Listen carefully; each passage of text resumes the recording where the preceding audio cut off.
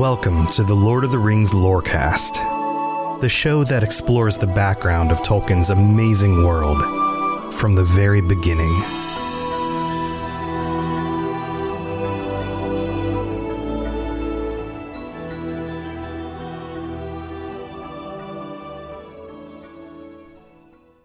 Let's go back to Doriath, to the underground halls of Thingol and Melian. I want you to picture in your mind, as I talk to you in this echoey chamber, as I'm sure it probably was, these were caverns underground. It's part of what kept Doriath so safe. Was even if people made it into the forest, they didn't necessarily find the underground kingdom. Think about the elves that lived in Mirkwood, similar to that. And I want you to imagine being Thingol or Melian and sitting on your thrones in the midst of your subjects, potentially having conversations with those of your court who were concerned about the growing power of Morgoth and the dark tidings, the things that were and weren't being reported from the outside world. For example, Thingol wouldn't know what happened to the dragon helm of Dor Lomin, or of Beleg's final days. Word of these things would not have made its way back yet to the kingdom of Doriath. And in the midst of this scenario, in walks some guards from the front doors of the king's throne room. And with them are two humans, two women with pale skin, and the older of the two with dark hair, but probably graying at this point. Morwen would be over 50 years old by now. Remember her? She's Turin's mother. She has dark hair, or at least used to have darker hair, much like Turin himself. In fact, Turin looked a lot like his mom. And at her side, a golden-haired young woman, Nienor, whom Turin never met. These two tall, pale-skinned humans walk into Thingol's court. They had made the dangerous journey from their home all the way to Doriath, survived the borders of the forest, and were brought now by the guards in front of Thingol, asking, "Where is Turin?" And Thingol can only respond here that he does not know, that Turin left, and that there have been no tidings of the dragon helm, that he has somehow vanished from the land, and nobody knows where he's gone, if he still survives. And you can imagine, as a mother, Morwen did not want to hear this news. She was hoping to finally be reunited with her son, because things had turned very dangerous in their homeland. And she was hoping that he would still be safe in Doriath. But he was not there. And you have to remember, Thingol in this story is not the same. He's the same person, but he's not of the same mindset. He's a different and changed person than he was during the story of Beren and Luthien.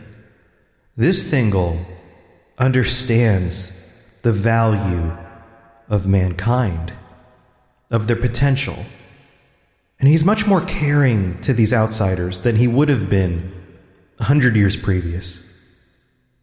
And so even though he can't give Morwen and Nienor good news or reunite Morwen with her son, he can take care of them and keep them safe. So Thingol welcomes the two of them into his care, treats them as honored guests, and allows them to stay, with the hopes that they would soon hear something, some word of what happened to the dragon helm of Dor Lomin.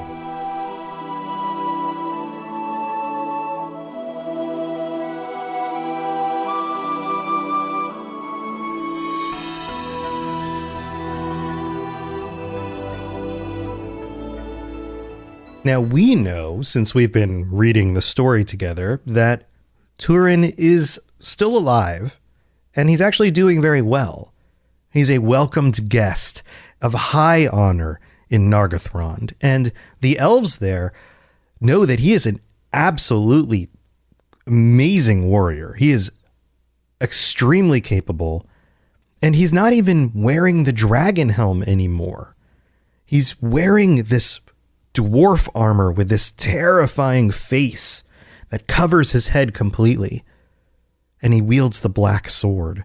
And none of the enemies that he is facing in the fields defending the area around Nargothrond know that he is the same individual who fought at these other locations previously and terrorized the orcs before. And as we get into this section, you have to remember, because there are some things that happen in this story, just like many of the other stories in the Silmarillion, where you go, really, would he have that much influence, or would they really make that decision? It doesn't sound like a good idea. The idea, for example, of Nargothrond revealing itself and laying down a bridge across the river as basically a signpost to anybody going by that, hey, there is an important place right over here. And the elves are nearby. You might want to deal with that if you were one of the bad guys. But you have to remember that Turin is extremely powerful, extremely proud, extremely influential. Just like we talked about last week, he presents himself in a way that the elves can relate to.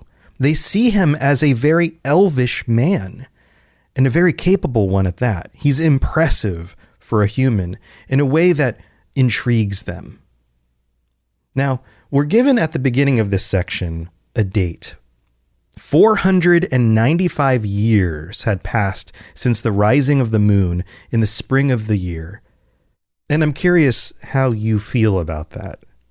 Think about how long it's been since we talked about the rising of the moon for the first time and the sun. It's almost 500 years since that date. And in those 500 years, not a lot happened for a while. And then all of a sudden a lot did with the battles and the danger that the elves and the men are facing at this point. And we're told that now we're back in Nargothrond, and in that year, they get a visit to Nargothrond of two individuals, two elves, who were of Angrod's people, Gelmir and Arminas, or Arminas, probably Arminas, if pronunciations seem to be what they're supposed to be, right? So Gelmir and Arminas. And they were two elves who fought in the Dagor Bragollach, and since then, they had lived and dwelt in the south with Círdan, the shipwright. Remember this? Círdan's location is south of Nargothrond. It's a little bit more safer from the forces of Morgoth, although the orcs have been scouting the entire coastline, all of that stuff. And so the two of them travel north to Nargothrond in order to bring news. The orcs and evil creatures are mustering in Ered Withrin, the Pass of Sirion, which we've mentioned both of those locations before. But this isn't just, oh, there's orcs out there. We know there's orcs out there. This is, they are forming something. They are coordinated. There are forces out there doing something that hadn't been done previously. And how do they know this? Because Ulmo himself, the Valar, the Lord of the Waters, went to Círdan directly. Círdan and Ulmo, I would imagine, have kind of a long-standing relationship. He is the ship maker. You would imagine that Círdan prays to Ulmo daily for the safe return of his ships and the people that he's sending out into the waters. Ulmo brings to Círdan a warning. And from Círdan to these two elves, Gelmir, Arminas, the message is brought back to Orodreth, who is ruling Nargothrond at this point. And the passage goes like this. Hear the words of the Lord of Waters. said they to the king. Thus he spoke to Círdan the shipwright. The evil of the north has defiled the springs of Sirion, and my power draws from the fingers of the flowing waters. But a worse thing is yet to come forth. Say therefore to the Lord of Nargothrond, shut the doors of the fortress and go not abroad. Cast the stones of your pride into the loud water, that the creeping evil may not find the gate. This is a very direct warning. This is something that we don't normally get. Usually when we have the Valar doing something in the world, or at least there's an allusion to them doing something to in the world, or there's a hint of it. So for example, the thunderstorms and the lightning making the orcs scared that Manwë was bringing some sort of terrible weather to bear on them or whatever, right? Like those kinds of things. But we don't normally get Ulmo himself going to one of the elves and having a conversation and saying, take this back to this person because they need to know this. This is a very serious thing.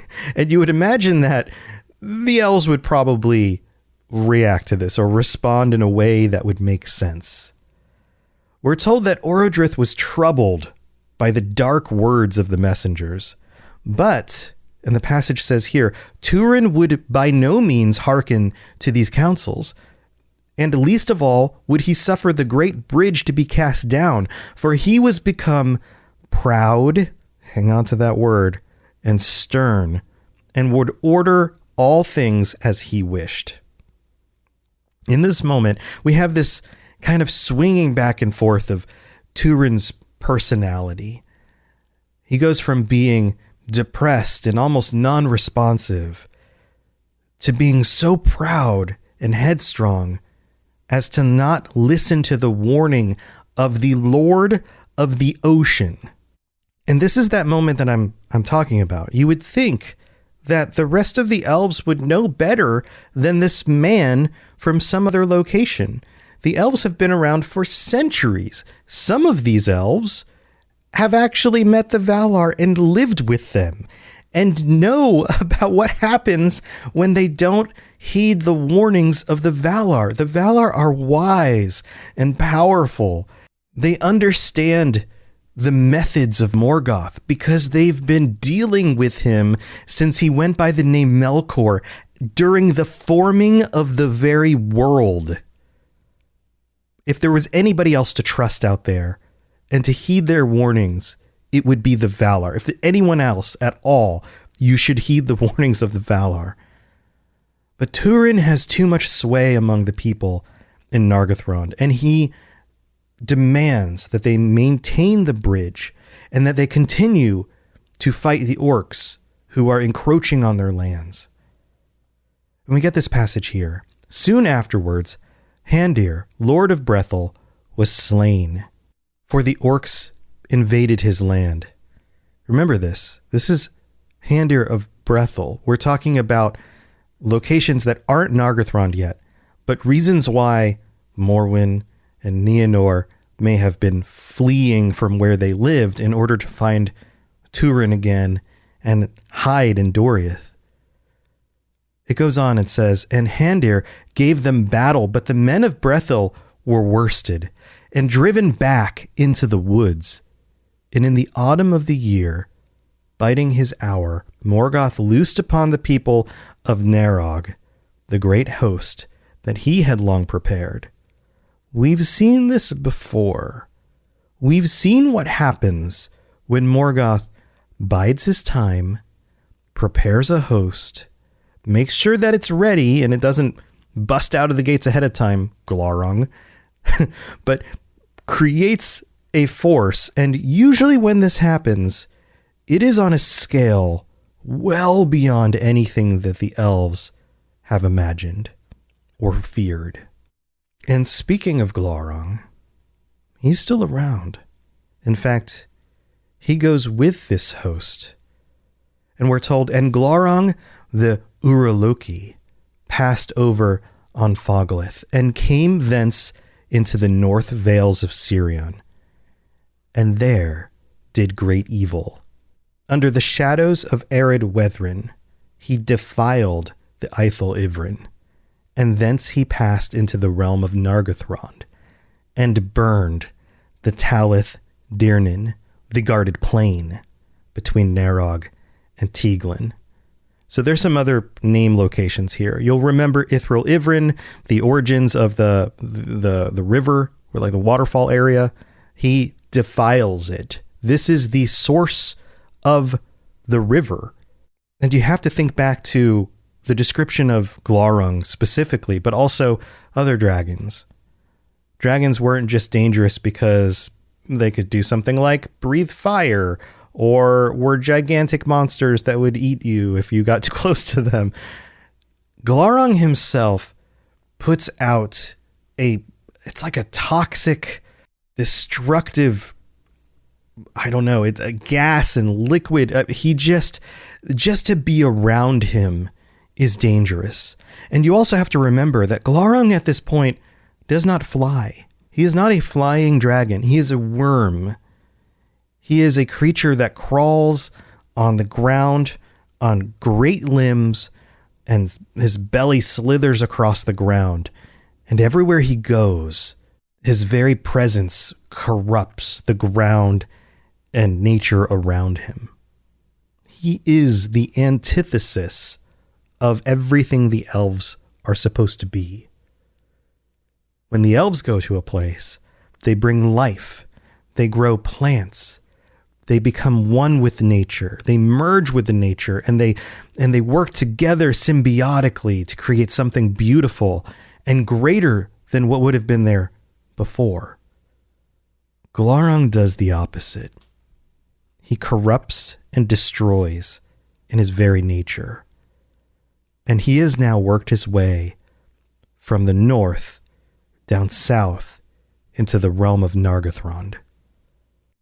If there was any question if Morgoth had noticed Nargothrond showing up on the map, then you don't have to question anymore.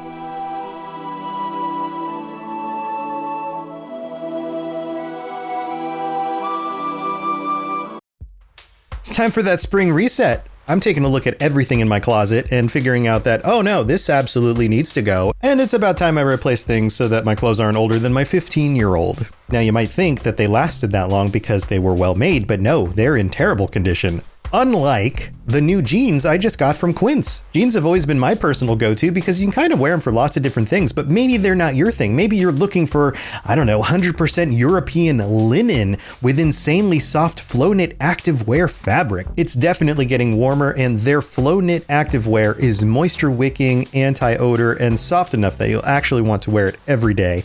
So pick out what you want. You can't go wrong because they have prices 50 to 60% less than similar brands. And like I said before, they are high quality. I continue to wear their clothes all the time, and I know that these new jeans are going to last me a lot better than the other things in my wardrobe. And on top of it, they look great. They're so comfortable, and I spent just as much on the jeans that I am now cleaning out of my wardrobe. So if you're looking for something better, just all around better, go check out Quince. So go do it right now. Refresh your wardrobe with Quince. Go to quince.com/ringslore for free shipping and 365-day returns. Now available in Canada too. Go to quince.com/ringslore for free shipping and 365-day returns. Quince.com/ringslore.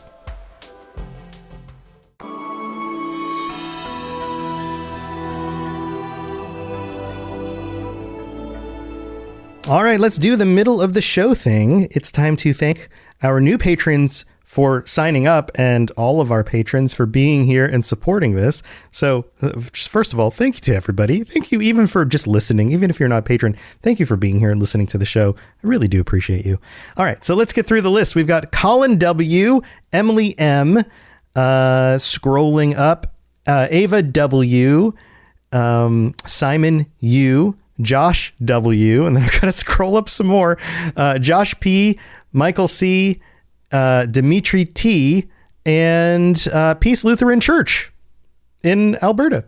Thank you. Welcome. I'm glad you guys are here, and welcome to the Patreon. That puts us at 266 patrons. Oh my God. Oh my God. I don't know why I said it that way. I think I've been hanging out with my mom too much. My parents recently moved and are closer to us.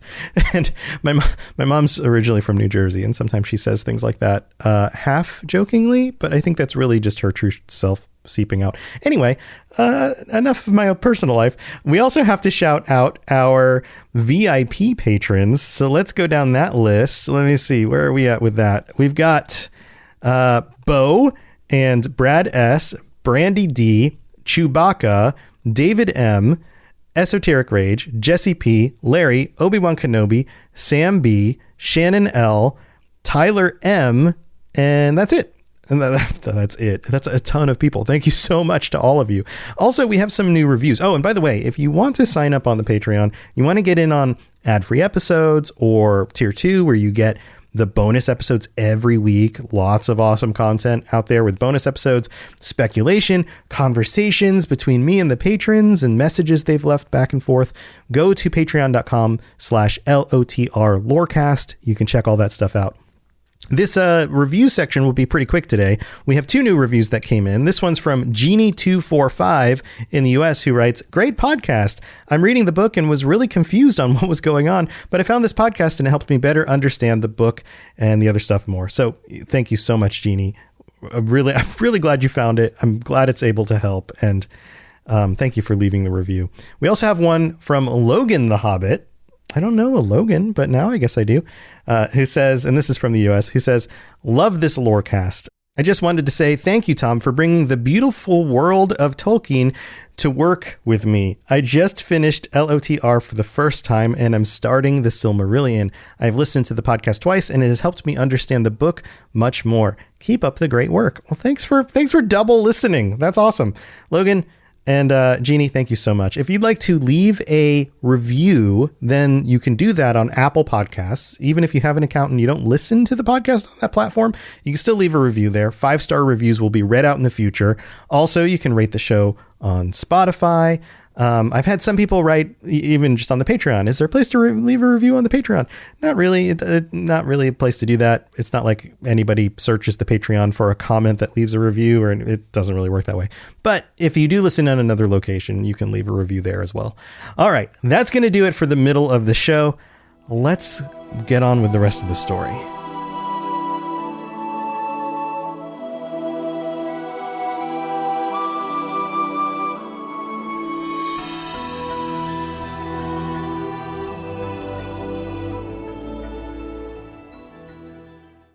So you can imagine, once the elves of Nargothrond and Turin notice that Glaurung has been released out into the world again and is coming for them, it's too late.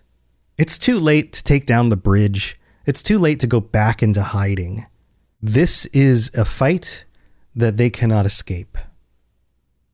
The passage here says, "Then the warriors of Nargothrond went forth, and tall and terrible on that day looked Turin, and the heart of the host was upheld, as he rode on the right hand of Orodrith."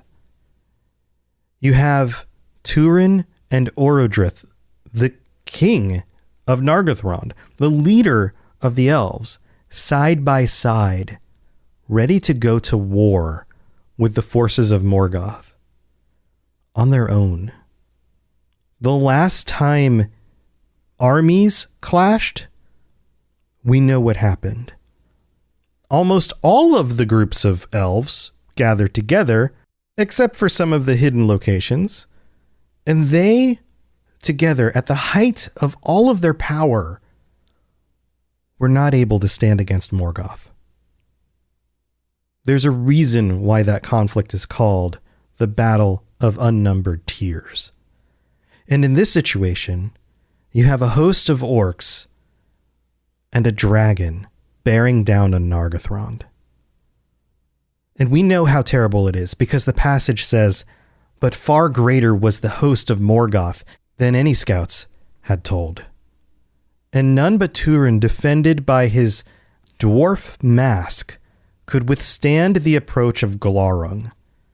I'm going to pause there. I don't know exactly what that means. Did the mask shield his face from the terrible sight? Was it a visual thing?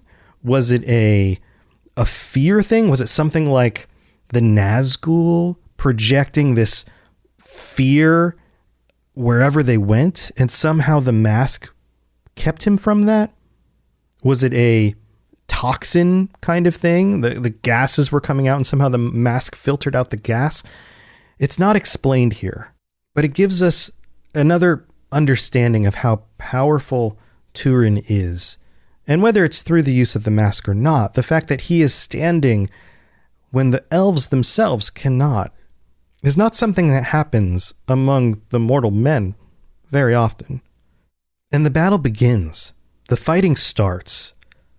And we're told that the elves were driven back and pressed by the orcs into the field of Tumhalad between Ginglith and Narog. And there they were penned. They basically were forced back into a little corner of the landscape where they couldn't get out.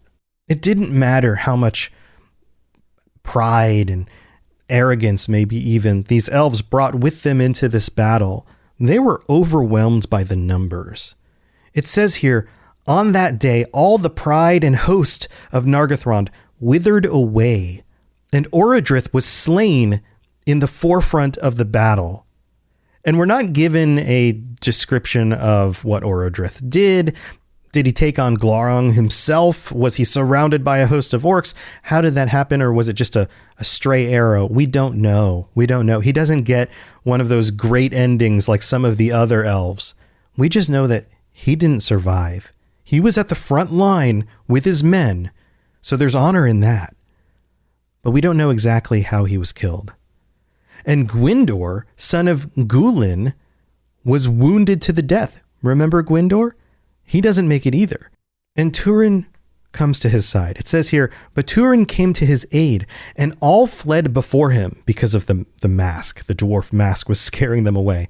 And he bore Gwyndor out of the rout and escaped into a wood there and laid him on the grass.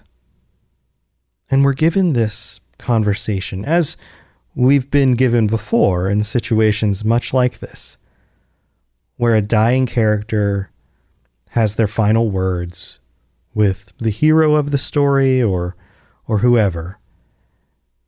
And some of you guys are probably catching on to the patterns here at this point, but you bet there's going to be some wisdom and maybe some foreshadowing in Gwyndor's final words. Then Gwyndor said to Turin, "Let bearing pay for bearing, but ill-fated was mine, and vain is thine." So what is that? I mean, this sounds Shakespearean, right? Let bearing pay for bearing. Basically, I saved you, remember that? And you carry me off here to try to save me. But my bearing is ill-fated. I am not going to survive this. And then he gives him a dig. And vain is thine. Your bearing is vain, basically. For my body is marred beyond healing, and I must leave Middle-earth. He knows his time has come. He's not going to survive the wound that he just got. And though I love thee, son of Hurin. Interesting point. Another, let's break this for a moment. Remember he was speaking against him? This shows that Gwyndor's warnings to Findulas and to the other elves weren't because he didn't love Turin. It was because he could see in him the danger, the curse. Turin's doom was there, and he had eyes that could see that. And he knew enough to warn them of what would happen if they follow him. And look where they are now. In exactly the situation Gwyndor was trying to avoid, and it takes Gwyndor's life.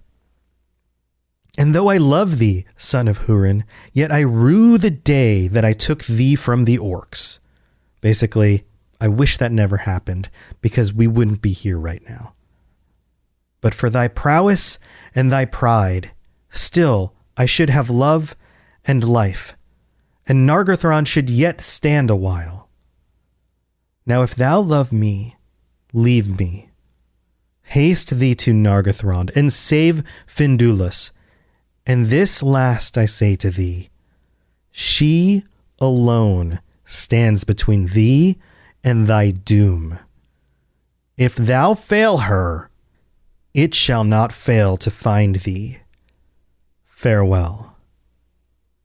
Quite the exit speech. I mean, this is a potent situation. Let's recap this for a second. But for thy prowess and thy pride, still I should have love and life, and Nargothrond should yet stand a while.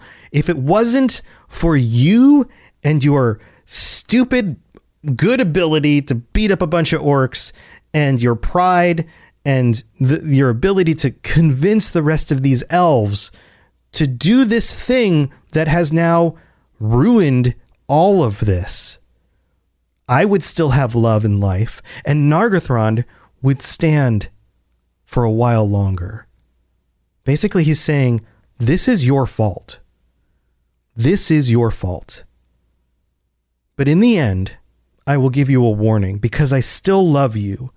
Even though you did this thing that killed me and will probably destroy Nargothrond, I still love you, and if you love me, heed my last words. You didn't listen to me before, listen to me now.